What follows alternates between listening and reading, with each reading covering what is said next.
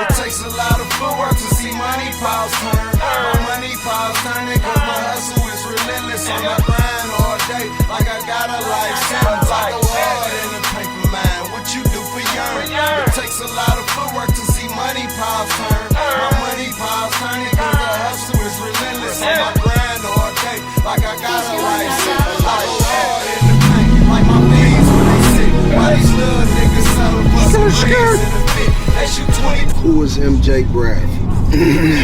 Shit. MJ Bradford, man, is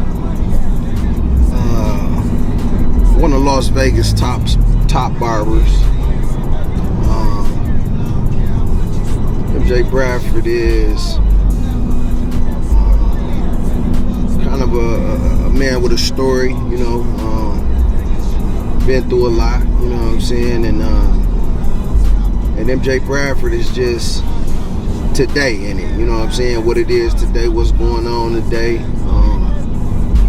You know, like I say, one of the top barbers out here in Las Vegas, period, you know what I'm saying, period, you know, but just, you know, being humble and shit, but yeah, what makes you feel like you the top barber in Vegas?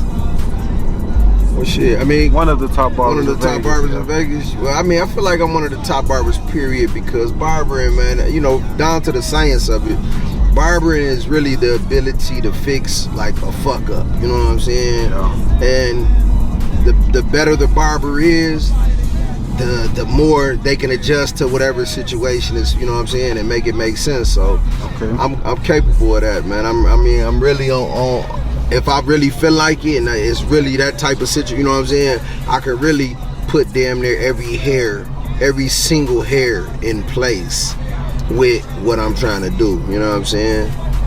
So how long you been cutting hair? Shit, man, I've been cutting, man. I've been cutting as a barber for about 4.5 years now. I've been knowing how to cut since I was like 12 or 13. That's when I first started cutting my own hair and stuff. But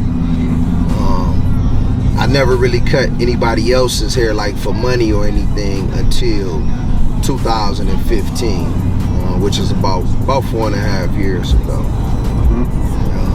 So what made you start cutting hair? Well, like I say, I knew how to cut hair, you know what I'm saying? I've been knowing how to cut hair. But far as being a barber, like what made me become into that like field. Yeah, like this is what I'm about to do. Yeah. You know, I mean, for real.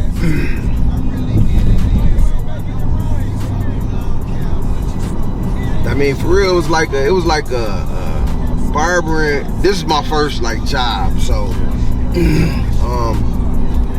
and I became a barber at the age of 35. I'm 40, you know what I'm saying? So it was I mean, to be honest, it was like, you know what I'm saying, I was coming home, I was doing some time, and I was on my way home, and I say, shit, I gotta figure it out, you know what I'm saying? What am I gonna do when I get back out? And it was just kind of like I was trying to find, you know, I was studying real estate, I'm studying this, I'm studying all type of shit, I'm reading all type of books, because I'm trying to figure out what am I gonna do, man, because I want to eat, you know what I'm saying? I know, you know, my days of hustling, I was decent, I always kind of was able to get what I want type shit, and I didn't want to give that up, you know what I'm saying, by going legit or whatever, you know, I still wanted to eat, and I still wanted to be able to do, you know what I'm saying, some shit and live, you know. So I say shit, so I was studying all the real estate, I was studying a lot of shit, and one day I just woke up, man, it was like, why you don't just become a barber, nigga? Like, you know, motherfuckers gonna support it, you know, motherfuckers gonna, motherfuckers got the traffic fucked up, this shit crazy.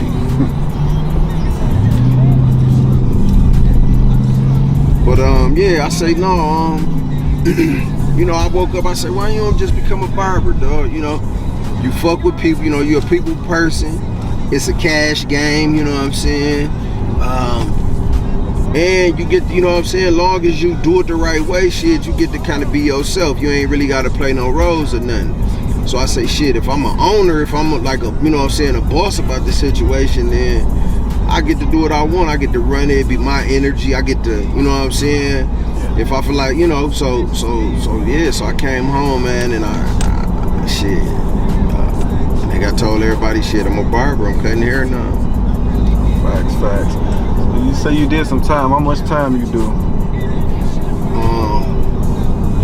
Well, all together, man, prison-wise, I did time. It's fucked up, man, but I've been doing time since a fucking kid, man, for real. Like, literally, I spent like 3 years on different increments in juvenile home alone. You know what I'm saying? 6 months here, a year here, 3 months here, 9 months there. I spent like a total of 3 years in juvenile home.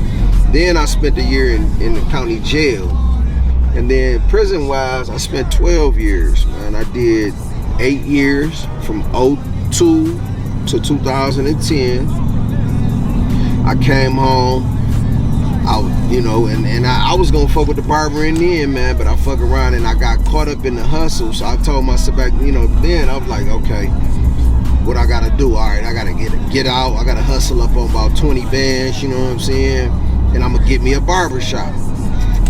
So I come home, 2010. I hit the streets running, you know what I'm saying?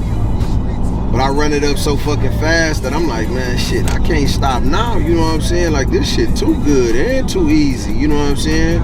So I never got to cutting hair. I end up, that run lasted a year and a half, 18 months. I was out doing my thing, and then they ended up raiding, and I went back and did 4 more years. On that 4 years, that's when I had the barber. That's when I'm like, you know what, I gotta do this shit for real, dog. Like, you know what I'm saying? And like, you know what I'm saying? And so that's what I did, shit. You know? So what made you pick Vegas to be the spot to, start growing roots and making this your home? So Vegas, man, for one, Vegas a dope ass place, you know what I'm saying? But I fuck around, man, and when I I came home in 2015, November 10th, 2015 is when I come home. I cut for 2 years back home while I do my parole. So I'm like, shit, I'm gonna cut at home, I'm gonna be safe, stay out the way, and I'm gonna, push this barber shit. So I do that. I turn up around the town, man. You know what I'm saying? Like, that shit start popping. I start making some money. This shit was smooth, you know what I'm saying?